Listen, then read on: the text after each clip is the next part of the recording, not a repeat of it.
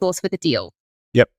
And a lot of people in Australia, it's like kind of easier to do than, say, for example, like a business idea, right? Because there's proof and numbers behind it, and people feel safe with property. So you'd be quite surprised. It'd be interesting if you wrote down like a list of people in your contact list. Go to those people. Go to the ones that you think would reject you the quickest or the easiest, and then just test the waters and ask them, and then see how they reject you, and then utilize that information, those objection handles, to then go back and now use that to other people within your contact list to say, hey, what do you reckon of this idea? And it's super interesting if you think about it, right? Because every investor wants to understand their risk. Now, if it's your parents, they're going to understand the risk pretty well because they understand you, right? So they're going to be like, okay, what's the risk if I give Olivia, enough of a deposit for her property? What's the risk?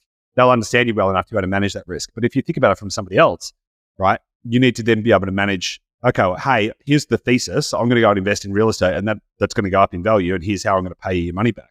Now, back to your point that you made earlier about one of your clients who's getting it off their dad. What was his name again? Sammy, right? So Sammy's getting it off his dad. And the premise is when the property goes up in value, he'll refinance the equity out and then give the money back. That is a viable way to repay the debt, right? So people say if you take capital, if you get somebody else to help provide the capital and the property goes up in value, that you can then refinance the equity out, assuming that you've got enough borrowing capacity to then give them the capital back. Well, you can structure it as a standard loan agreement where the investor gets their capital returned over a certain period of time with a certain interest rate.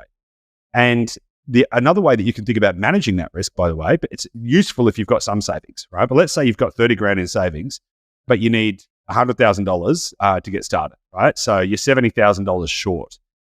You may be able to go to friends, family, etc., and go, hey, let's do this together. I'll own the loan, so I'll own the debt, so I'll take on the debt risk.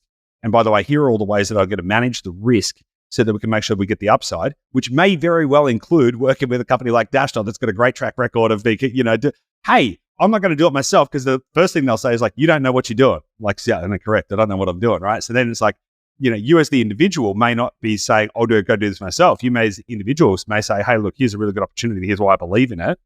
And I'm willing to personally guarantee the capital. Are you prepared to invest in this thesis? And it's a really solid way to get started because, as I mentioned earlier, getting started is the hardest part. And if you can just get over that hurdle, everything else gets so much easier.